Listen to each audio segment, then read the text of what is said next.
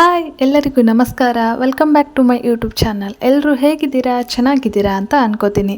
ದಿನ ಬೆಳಿಗ್ಗೆ ಬಾಕಲನ್ನ ತೆಗಿಬೇಕಾದ್ರೆ ಮನೆ ತುಂಬ ಸೂರ್ಯನ ಕಿರಣಗಳು ಬಿದ್ದು ಎಷ್ಟು ಚೆನ್ನಾಗಿ ಕಾಣಿಸ್ತಾ ಇತ್ತು. ಆದರೆ ಇವತ್ತು ಮಳೆರಾಯ ಬಂದು ಸೂರ್ಯನ್ನೇ ಮರೆ ಮಾಡಿಬಿಟ್ಟಿದ್ದಾನೆ. ರಿಪೇರಿ ಕೊಟ್ಟಿರೋ ಮಿಕ್ಸಿ ತರ್ತೀನಿ ಅಂತೇಳಿ ಹೋಗಿ ಇವರು ತಂದಿದ್ದು ಐಸ್ ಕ್ಯಾಂಡಿ. ಅದು ಅರ್ಧ ಪ್ಯಾಕೆಟಲ್ಲೇ ಮುರಿದು ಹೋಗಿ ನನ್ನ ಕೈಗೆ ಬಂದಿತ್ತು ಅರ್ಧ ಮಾತ್ರ. ನನ್ನ ಮಗಳಿಗೆ ಐಸ್ ಕ್ರೀಮ್ ಎಲ್ಲ ಅಂದರೆ ತುಂಬಾ ಇಷ್ಟ, ಆದರೆ ನಾವು ಅಷ್ಟೇನು ಕೊಡೋದಿಲ್ಲ.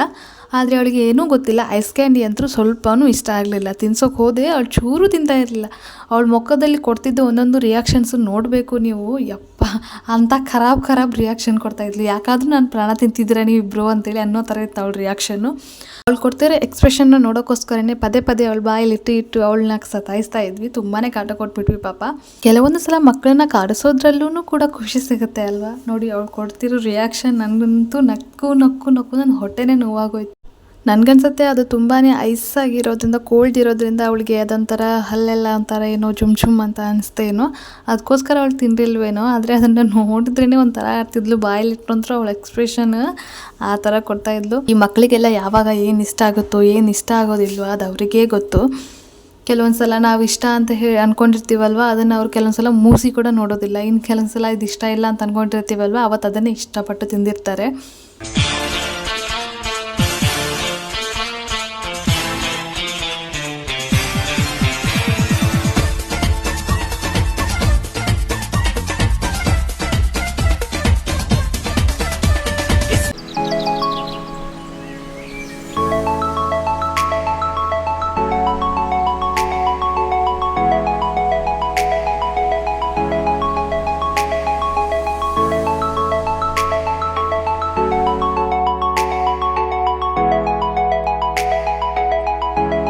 ಇವತ್ತು ಸ್ವಲ್ಪ ಹೊರಗಡೆ ಹೋಗಬೇಕು ಅಂತ ಪ್ಲ್ಯಾನ್ ಮಾಡ್ಕೊಂಡಿದ್ವಿ. ಕೊನೆಗೂ ಸ್ವಲ್ಪ ಸಂಜೆ 4 ಗಂಟೆ ಹೊತ್ತಿಗೆಲ್ಲ ಸ್ವಲ್ಪ ಮಳೆ ಕಡಿಮೆ ಆಯಿತು.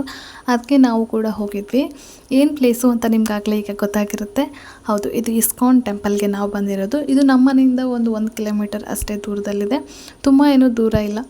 ಹಾಗಾಗಿ ನಾವು ಕೂಡ ಬಂದ್ವಿ. ಇದ್ರ ಟೈಮಿಂಗ್ಸ್ ಕೂಡ ಅಲ್ಲಿ ಇದೆ ಆಲ್ರೆಡಿ. ಮಧ್ಯಾಹ್ನ ಹೊತ್ತಲ್ಲೆಲ್ಲ ಬಂದರೆ ಅಷ್ಟು ಇಲ್ಲಿ ಓಪನ್ ಇರೋದಿಲ್ಲ ಅಂತೆ. ಭಾನುವಾರ ಮಾತ್ರ ಮಧ್ಯಾಹ್ನ ಏನೋ ಪ್ರವಚನಗಳು, ಭಗವದ್ಗೀತೆ ಇದ್ರದ್ದೆಲ್ಲ ಸಾರ ಎಲ್ಲ ಹೇಳ್ತಾರೆ ಅಂತ ಹೇಳಿದರು. ಇನ್ನೂ ಇಲ್ಲಿ ವರ್ಕ್ ಎಲ್ಲ ನಡೀತಾ ಇದೆ, ಹಾಗಾಗಿ ಜನ ಇರ್ತಾರಂತೆ. ಭಾನುವಾರ ಮಾತ್ರ ಜನ ಜಾಸ್ತಿ ಇರ್ತಾರಂತೆ, ಉಳಿದ ದಿನದಲ್ಲಿ ಎಲ್ಲ ಜನ ಕಡಿಮೆ. ಹಾಗಾಗಿ ನೀವು ಉಳಿದ ದಿನ ಎಲ್ಲ ಹೋದರೆ ನೀವು ಆರಾಮಲ್ಲಿ ಹೋಗಿ ನೋಡಿಕೊಂಡು ಬರ್ಬೋದು, ಏನೂ ತೊಂದರೆ ಇಲ್ಲ.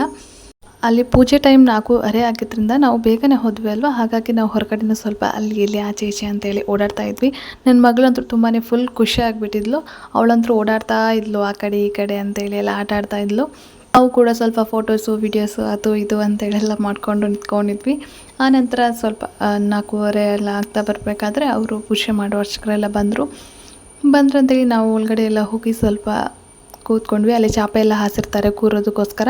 ಅಲ್ಲಿ ಎಷ್ಟು ಚೆನ್ನಾಗಿ ಕ್ಲೀನ್ನ ಮೇಂಟೈನ್ ಮಾಡಿದ್ದಾರೆ ಅಂತಂದರೆ, ಚಾಪೆ ಮೇಲೆ ಕೂರಬೇಕು ಅನ್ನೋದೇ ಇಲ್ಲ, ಅಷ್ಟು ಕ್ಲೀನಾಗಿ ಇದೆ.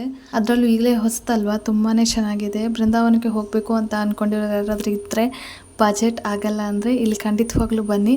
ಮಗಳು ಆ ಕಡೆ ಈ ಕಡೆ ಓಡಾಡ್ತಾ ಇದ್ಲು. ಅವಳ ಆಟನೆಲ್ಲ ಮುಗಿಸ್ಕೊಂಡು ನಾವು ಕೂಡ ಒಳಗಡೆ ಹೋಗೋಣ ಅಂತೇಳಿ ಅಂದ್ಕೊಂಡ್ವಿ. ಅವಳಂತರೂ ನಮ್ಮ ಮೇಲೆ ಕೂರ್ತಾನೆ ಇರಲಿಲ್ಲ, ಕೆಳಗಡೆ ಇಳಿಸಿ ಅಂತೇಳಿ ಹಠ ಮಾಡ್ತಿದ್ಲು. ಆನಂತರ ನಾವು ಕೂಡ ಒಳಗಡೆ ಹೋದ್ವಿ. ಒಳಗಡೆ ಹೋದ ತಕ್ಷಣ ತುಂಬಾ ಚೆನ್ನಾಗಿದೆ. ಒಂದು ದೊಡ್ಡ ಹಾಲಲ್ಲಿ ರಾಧಾಕೃಷ್ಣನ ಇಟ್ಟಿದ್ದಾರೆ. ಒಳಗಡೆ ಹೋದ ತಕ್ಷಣ ನಮ್ಮ ಮುಂದ್ಗಡೆನೇ ರಾಧಾಕೃಷ್ಣ ಇಟ್ಟಿರ್ತಾರೆ. ರಾಧಾಕೃಷ್ಣ ಇಟ್ಟಿರುವಂಥ ದಿಕ್ಕನ್ನು ಬಿಟ್ಟು ಉಳಿದಿರುವಂಥ 3 ದಿಕ್ಕಲ್ಲೂ ಕೂಡ ಕೃಷ್ಣನ ಮಹಿಮೆಗಳನ್ನು ಕೆತ್ತನೆಯ ಗೋಡೆ ಮೇಲೆ ನಾವು ಕಾಣಬಹುದು. ಕೃಷ್ಣನ ಆಪೋಸಿಟಲ್ಲಿ ಒಬ್ಬರು ಗುರುಜಿಯ ಮೂರ್ತಿಯನ್ನು ಅಲ್ಲಿ ಇಟ್ಟಿದ್ದಾರೆ. ಕೃಷ್ಣನ ನಾಮಸ್ಮರಣೆ ಯಾವಾಗಲೂ ಅಲ್ಲಿ ಮೊಳಗ್ತಾನೆ ಇರುತ್ತೆ. ಆ್ಯಕ್ಚುಲಿ ನನಗೂ ನಮ್ಮ ಮನೇಲಿರೋರ್ಗೂ, ನನ್ನ ತಂಗಿ, ನನ್ನ ತಮ್ಮ, ನಮ್ಮಪ್ಪ, ನಮ್ಮಮ್ಮ ಎಲ್ರಿಗೂ ರಾಮಾಯಣ, ಮಹಾಭಾರತ ಈ ಥರದ ಪುರಾಣದ ಕಥೆಗಳಲ್ಲೆಲ್ಲ ತುಂಬಾ ಇಂಟ್ರೆಸ್ಟ್. ನಮಗೆಲ್ಲ ಯಾಕೆ ಇಷ್ಟು ಇಂಟ್ರೆಸ್ಟ್ ಅಂದರೆ ಕಾರಣ ನಮ್ಮಪ್ಪ. ಯಾಕಂದರೆ ನಮ್ಮ ಅಪ್ಪನಿಗೆ ರಾಮಾಯಣ ಮಹಾಭಾರತನೆಲ್ಲ ಅರ್ದು ಕುಡ್ದಿರೋರ ಥರ ಇದ್ದಾರೆ ಅವರು.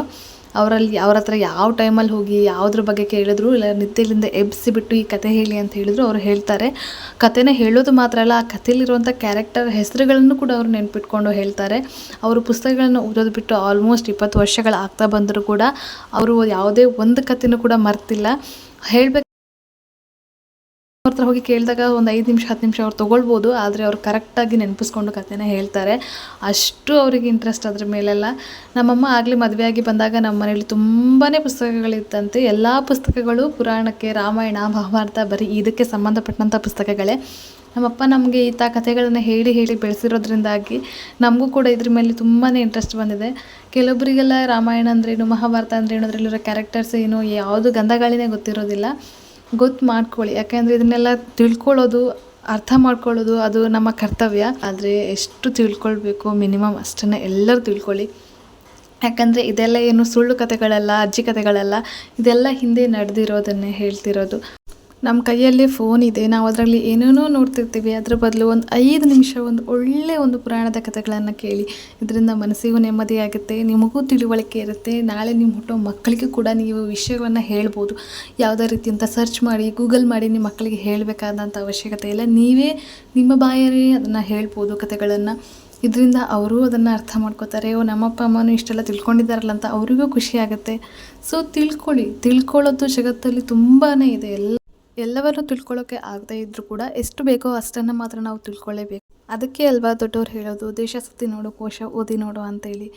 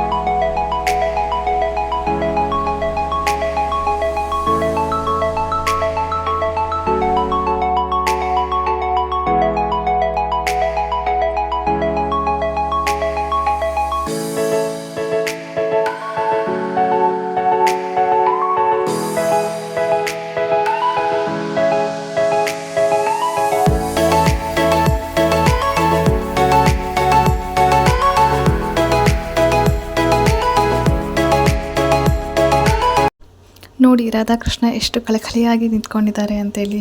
ನೋಡ್ತಾ ಇದ್ದರೆ ಎದ್ದು ಬರ್ತಾರೇನೋ ಅಂತ ಅನ್ಕೋಬೇಕಲ್ವ, ಅಷ್ಟು ಚೆನ್ನಾಗಿದೆ. ಪೂಜೆ ಎಲ್ಲ ಮುಗಿದ ನಂತರ ನಾವು ಕೂಡ ಆಶೀರ್ವಾದ ತೀರ್ಥ ಪ್ರಸಾದನ ತಗೊಂಡು ಸ್ವಲ್ಪ ಹೊತ್ತು ಅಲ್ಲೇ ಕೂತ್ಕೊಂಡಿದ್ವಿ. ಏನೋ ಮನಸ್ಸಿಗೆ ಒಂಥರ ನೆಮ್ಮದಿಯಲ್ಲಿ ಸಿಗುತ್ತೆ. ಯಾವ ದೇವಸ್ಥಾನ ಆದರೂ ಅಷ್ಟೇ ಅಲ್ವ, ದೇವಸ್ಥಾನಕ್ಕೆ ಹೋದ ತಕ್ಷಣ ಮನಸ್ಸೊಂಥರ ನಿರಾಳ ಅನಿಸುತ್ತೆ, ಶಾಂತವಾಗಿರುತ್ತೆ, ನೆಮ್ಮದಿ ಅಂತೇಳಿ ಅನಿಸುತ್ತೆ. ಅದರಲ್ಲೂ ನಮ್ಮ ಶ್ರೀಕೃಷ್ಣನ ದರ್ಶನ ಮಾಡಿ ಅಂತೂ ಮನಸ್ಸು ತುಂಬಾ ನಿರಾಳ ಅಂತ ಅನ್ನಿಸ್ತಾ ಇತ್ತು. ಅದೇ ಹಾಲಲ್ಲೇ ಸೈಡಲ್ಲಿ ಪುಸ್ತಕಗಳನ್ನೆಲ್ಲ ಮಾರ್ತಾರೆ, ಮತ್ತು ತುಳಸಿ ಮಾಲೆ, ಮತ್ತು ಕೊರಳಿಗೆ ಹಾಕೊಳ್ಳುವಂಥದ್ದು, ಮತ್ತು ಪ್ರಸಾದ, ಊದುಬತ್ತಿ ಆ ಥರದ್ದೆಲ್ಲ ಅಲ್ಲಿ ಮಾರ್ತಾರೆ. ಇಂಟ್ರೆಸ್ಟ್ ಇರೋರು ಪುಸ್ತಕನ ಓದ್ಬೋದು ಅಲ್ಲಿ. ಮತ್ತು ಭಾನುವಾರ ಎಲ್ಲ ಪ್ರವಚನ ಎಲ್ಲ ನಡೀತಿರುತ್ತಂತೆ, ಮತ್ತು ದಿನಾನೂ ನಡೆಯುತ್ತೆ ಅನಿಸುತ್ತೆ. ನನಗೂ ಕೂಡ ಒಂದು ಪುಸ್ತಕ ಇಷ್ಟ ಆಯಿತು, ನಾನು ಕೂಡ ಒಂದು ಪುಸ್ತಕನ ತಗೊಂಡೆ. ಅದನ್ನು ಓದಬೇಕು ಅಂತಲೂ ಅಂದ್ಕೊಂಡಿದ್ದೀನಿ, ಓದ್ತೀನಿ ಕೂಡ. ನನಗೆ ಈ ದೇವರ ಮಹಿಮೆಗಳಿರುವಂಥ ಪುಸ್ತಕ, ಆ ಥರದ್ದೆಲ್ಲ ಅಂದರೆ ನನಗೆ ತುಂಬಾ ಇಷ್ಟ. ಆ ಥರದ್ದೆಲ್ಲ ನನಗೆ ಓದೋಕ್ಕೆ ಇಂಟ್ರೆಸ್ಟ್ ಕೂಡ ಬರುತ್ತೆ. ಈ ಪಾಠದಲ್ಲೆಲ್ಲ ಪುರಾಣದ ಕಥೆಗಳು, ಆ ಥರದ್ದು ಮಹಾಭಾರತ ರಾಮಾಯಣದೆಲ್ಲ ಇದ್ದರೆ ನನಗೆ ಇಂಟ್ರೆಸ್ಟ್. ಬೇರೆ ಹಾಗೆ ಕಥೆಗಳು ಆ ಥರದ್ದೆಲ್ಲ ಇದ್ದರೆ ನನಗೆ ಅಷ್ಟೇನು ಇಂಟ್ರೆಸ್ಟ್ ಬರ್ತಾ ಇರಲಿಲ್ಲ. ಈಗಲೂ ಕೂಡ ಅಷ್ಟೇ, ಆ ಥರದ ವೀಡಿಯೋಸ್ಗಳು, ಪುಸ್ತಕಗಳಂದರೆ ನನಗೆ ತುಂಬಾ ಇಷ್ಟ ಆಗುತ್ತೆ. ಈ ದೇವಸ್ಥಾನ ಈಗಷ್ಟೇ ಸ್ವಲ್ಪ ದಿನ ಆಗಿರೋದ್ರಿಂದ ಸ್ಥಾಪನೆಯಾಗಿ, ಹಾಗಾಗಿ ತುಂಬ ಜನರಿಗೆ ಈ ದೇವಸ್ಥಾನ ಗೊತ್ತಿಲ್ಲ. ನನಗೂ ಕೂಡ ಗೊತ್ತಿರಲಿಲ್ಲ ಈ ದೇವಸ್ಥಾನ ಇಲ್ಲಿದೆ ಅಂತ ಹೇಳಿ. ನನಗೂ ಈಗ ಗೊತ್ತಾಗಿ ಒಂದು 10 ದಿನ ಆಯಿತು ಅಷ್ಟೇ. ನೀವು ಕೂಡ ಹೋಗಿ ಶ್ರೀಕೃಷ್ಣನ ದರ್ಶನವನ್ನು ಮಾಡಿಕೊಂಡು ಬನ್ನಿ. ನಾನು ಕೂಡ ಈ ಲೊಕೇಶನ್ನ ಡಿಸ್ಕ್ರಿಪ್ಷನ್ನಲ್ಲಿ ಹಾಕಿರ್ತೀನಿ. ಹರೇ ಕೃಷ್ಣ. ಇದಾಗಿತ್ತು ಇವತ್ತಿನ ನನ್ನ ವಿಡಿಯೋ. ನಿಮಗೆ ಇಷ್ಟ ಆದರೆ ಲೈಕ್ ಮಾಡಿ, ಶೇರ್ ಮಾಡಿ, ಕಮೆಂಟ್ ಮಾಡಿ, ಆದಷ್ಟು ಸಬ್ಸ್ಕ್ರೈಬ್ ಮಾಡಿ. Thank you.